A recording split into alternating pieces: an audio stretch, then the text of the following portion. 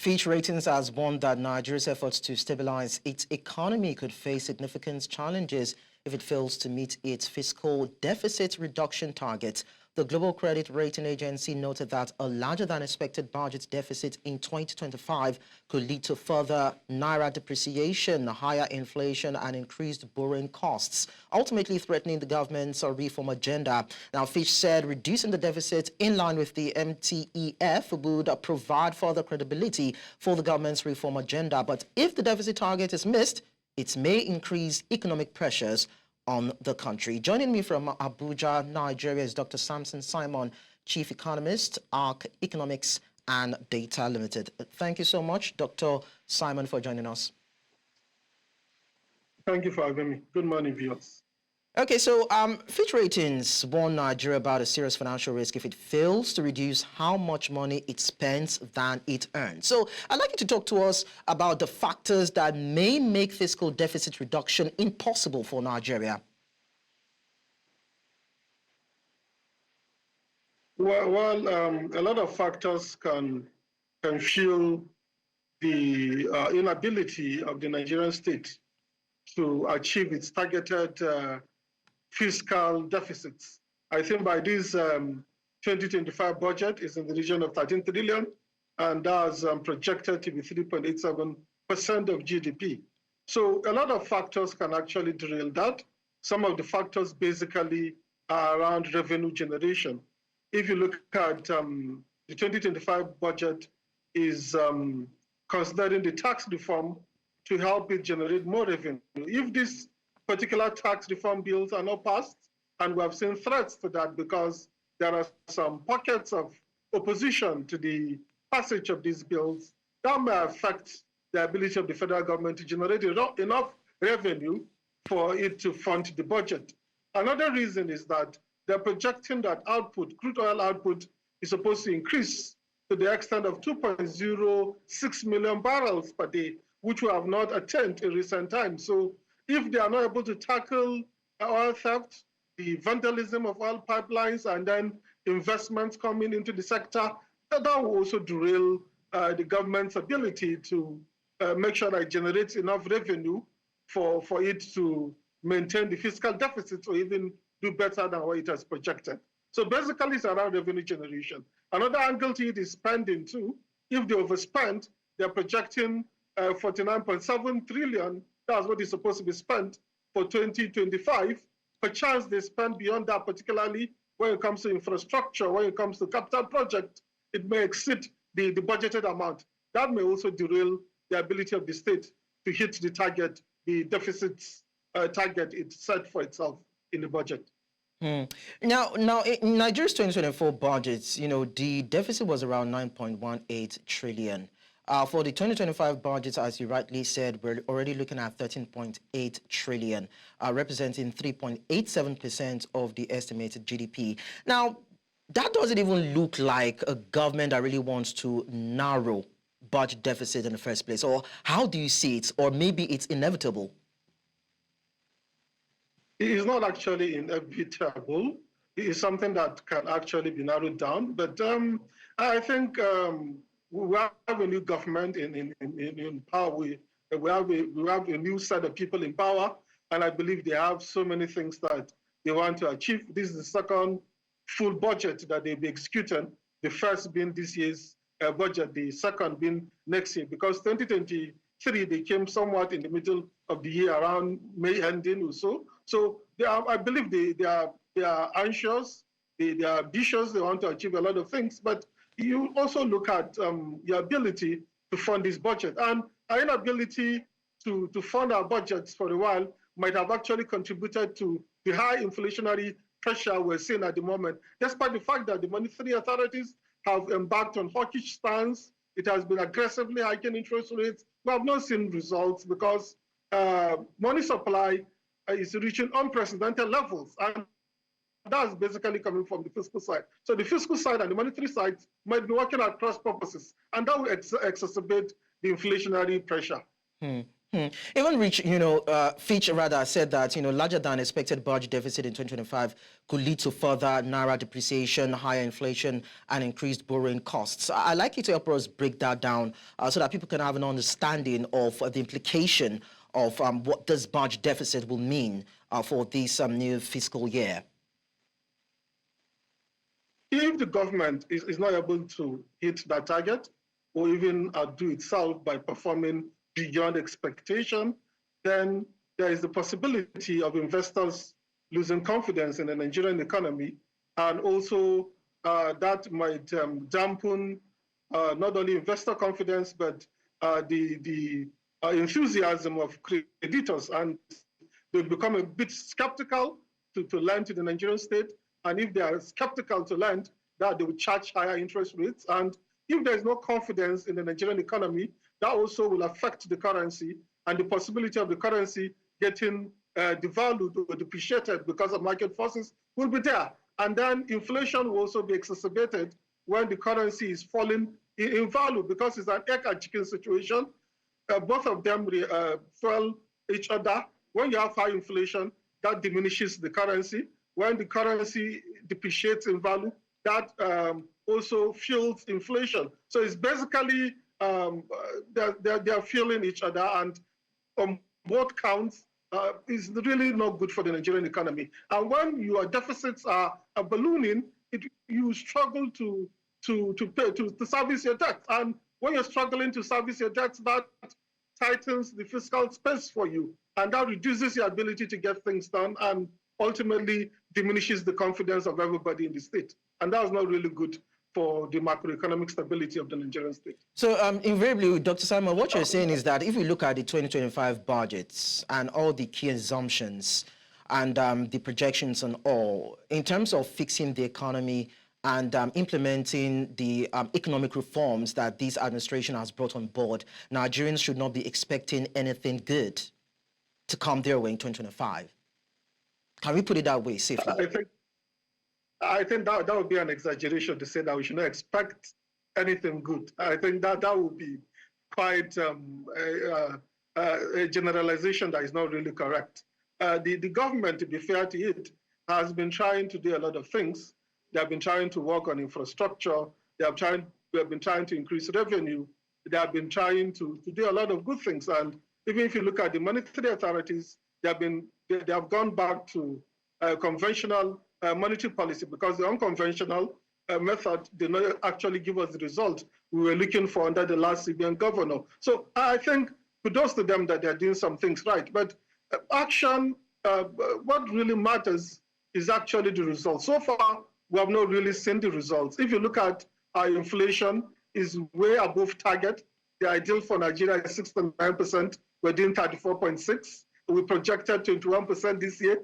We didn't come close to 21%. So Dr. Simon, that's actually what I'm saying. That's actually what I'm saying, because you actually helped us paint a picture of how the 2023 budget performed, 2024 budget performed, looking into 2025. And a lot of things you've said has been unrealistic in terms of what the government had projected, what it has spent in terms of expenditure, and the revenues that came in. And it seems as though looking into 2025, it doesn't seem as though what we'll be expecting would be a positive outcome for the Nigerian economy. So I need you to be very realistic with us in terms of what Nigerians should expect in 2025 with what the president has presented in terms of the budgets. I think it's going to be a mixed bag. We should expect some good things. What are these good things we should be expecting? Funding of infrastructure, the possibility of increasing the revenue, the possibility is there. I'm not saying automatically oil theft to be tackled and we have oil output increasing, or even for the reforms, because the president is determined to implement these reforms despite the challenges. So if those things are implemented well, then we're expecting to see a lot of some good things across the horizon. But in the same, on the other side, the targets we have set for ourselves might be a little bit ambitious. If you look at the inflationary pressure, you're talking about 15%. That's very unlikely to happen. If you look at the output, oil output, 2.06 is a bit ambitious. if you look at, even for the oil price, it might be close to what is obtainable now, but it's a little bit over optimistic, and it's basically a mixed bag. So I don't think it will be okay for us to write off the entire thing and say we should not expect anything good, or to condemn or to say that everything is going to be hunky-dory. I think it's basically a mixed bag. And we keep hoping despite, against all hope. But I think the authorities might be doing its own bit, but I think they have to be very intentional. They have to be sure that the results are what really matter, not the road to hell is paved with good intentions. So we need to go beyond just good intentions. We need to see concrete results. Nigerians need to see their lives getting better because the government is doing all the right things. And so this morning, I just read about, I think $1.5 million by the World Bank has been made available in a loan to Nigeria, so to speak. And we know that the budget, not even the budget now, the debt portfolio of Nigeria is over 130 trillion naira, if I'm not mistaken. Now, if we continue to have that, and we have, hike in borrowing costs, how do you think that would affect Nigeria? Do you even think it will be able to avoid a debt trap? Because it seems as though even funding or paying its debts seems unsustainable, though it has actually reduced about 45%, as we see. Well, I think the more we borrow, the more we have to service debts, and the more we are just kicking the can down the road, because if you borrow, you have to pay back. So we are creating a problem or problems for ourselves down the line. And I think what really matters is not like borrowing in itself is bad, but we have to borrow in such a way that these borrowings can not only pay, they should be able to pay back whatever we have borrowed, pay back the interest, and even benefits, create benefits to the Nigerian people. But if we just borrow maybe to service debts, like what we're seeing now, because the debt service is exceeding the deficit, so we're actually creating problems for ourselves. And the problem of debt trap is actually looming on the horizon, and you cannot rule it out entirely unless all the measures that the authorities are trying to bring are fully implemented, and we begin to see tangible results. And what are these measures? The tax reform, the fiscal reform, and then the tackling of oil theft and vandalism, and then the attraction of investment into the oil sector, as well as any other thing that can be done to tackle Nigeria's inability to generate enough revenue to fund its budget.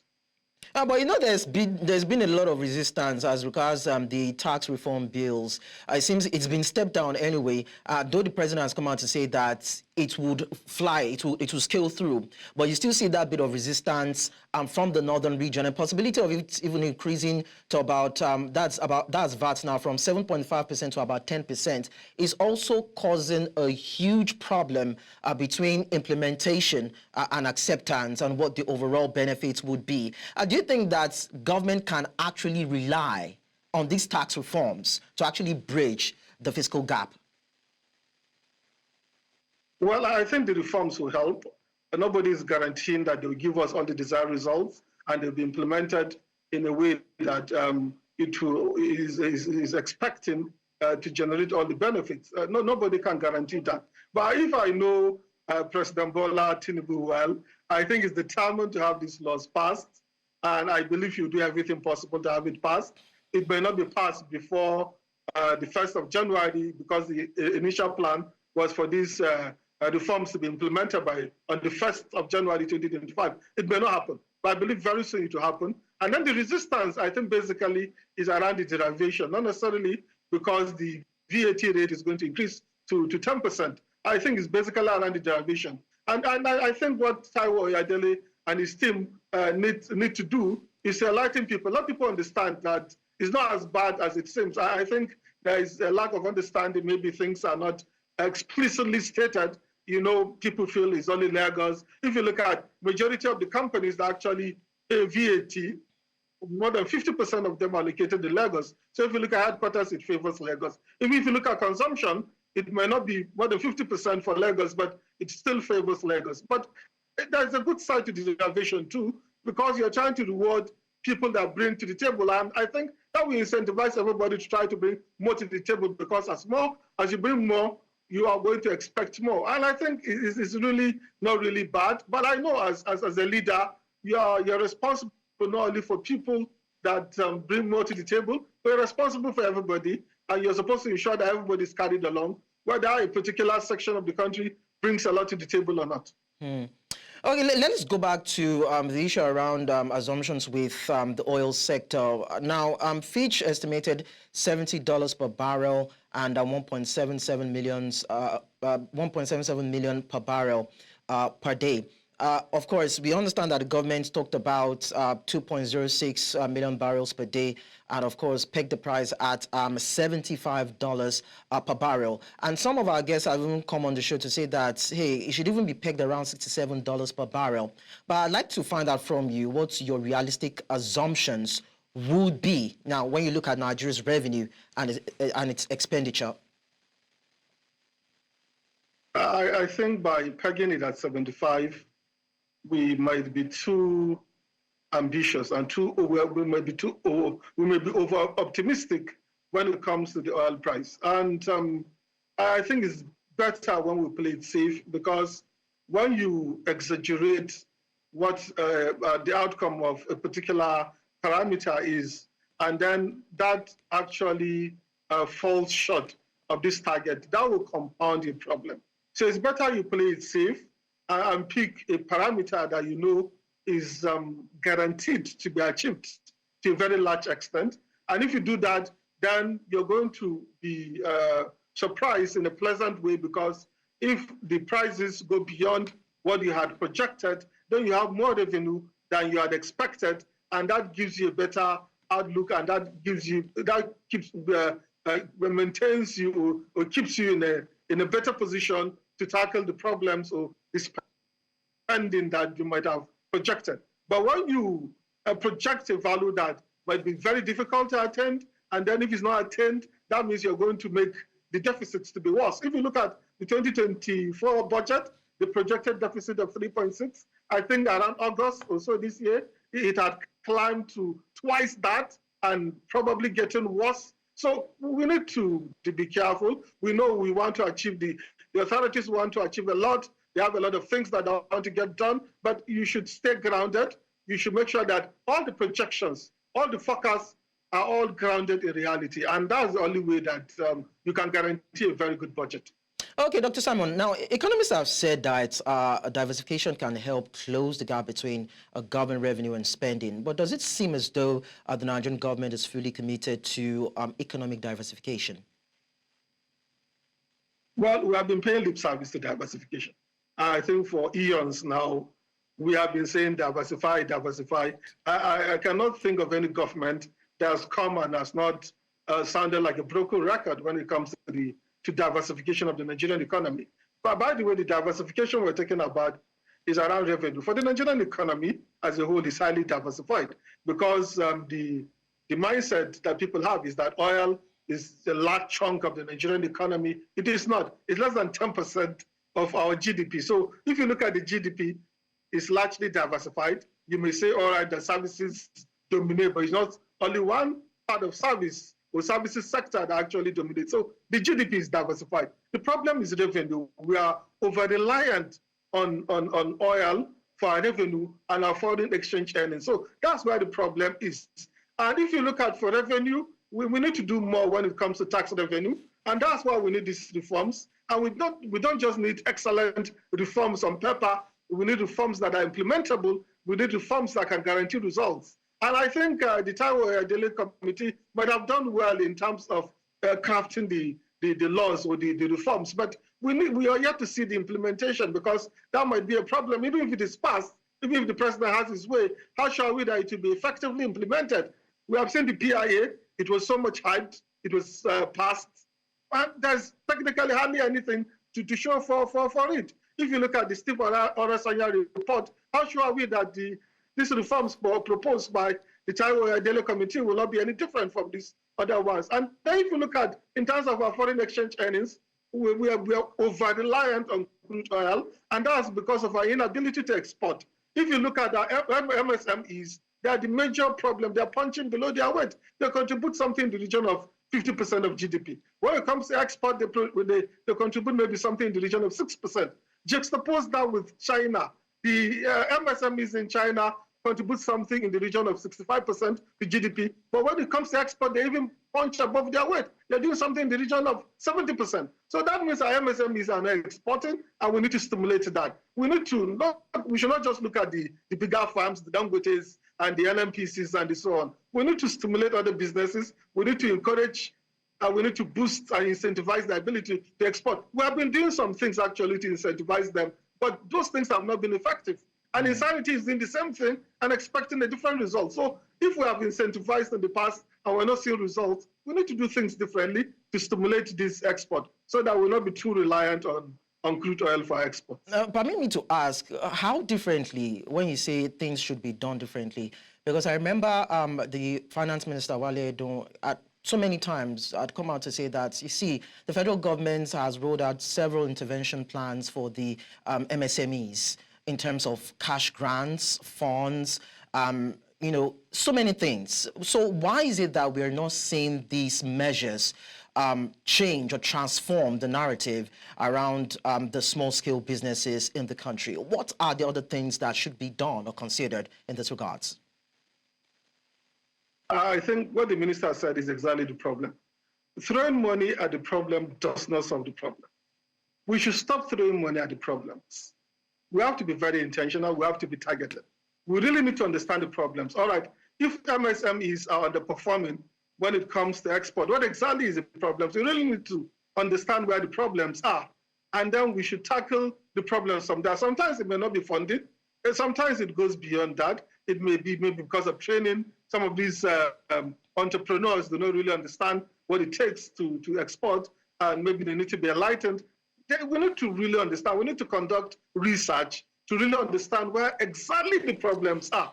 And then we should not just assume that a particular thing is the problem. Maybe it's funding. Maybe we should not, it's dangerous to just assume. We really need to understand using the data. What is the data showing? We really need to understand that. If we understand that, then we have to, we do the funding in a way that we're sure we're not just throwing money at problem and then it's going to be money down the drain. So we have to be conscious of all these things. I know we like to bandy around figures, 50 billion, this amount of money, but that be used for MSMEs. But I think that's not what really matters. We need to see results, commensurate results. If we're pumping 100 billion into a particular project or into a particular program, then we should get commensurate value. We should get something way better. So we need to do the cost-benefit analysis. So all these things have to be considered. I think we may be fixated on the wrong things.